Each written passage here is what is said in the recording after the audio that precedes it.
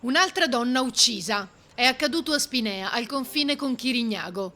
La vittima è Lilia Patraniel, quarantenne di origine moldava, coltellata dal compagno Alexandru Ianosi Andreeva Dimitrova, 35enne di origine romena. L'omicidio è avvenuto in questo appartamento al primo piano del Civico 4 in via Mantegna. Sembra che in casa, nel momento in cui l'uomo ha coltellato la donna, ci fosse anche il figlio piccolo della coppia.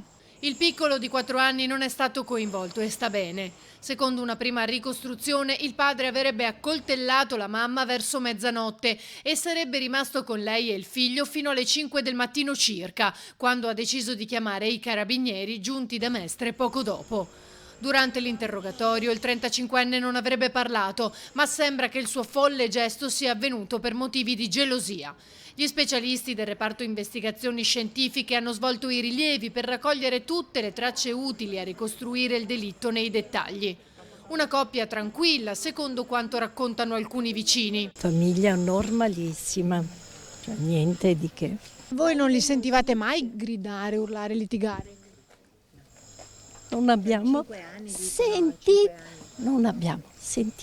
niente. E dalla verità, assolutamente niente. Eppure chi li conosceva meglio sostiene invece di aver visto Lilia piangere più volte perché il compagno la picchiava, racconta una connazionale fuori microfono, e lei non sapeva che fare. La vittima, che viveva a Spinea con l'uomo dal 2017, aveva anche 2 figlie nate da un precedente matrimonio. Quanto accaduto mette ancora una volta in evidenza un problema che va affrontato seriamente. Non è giusto?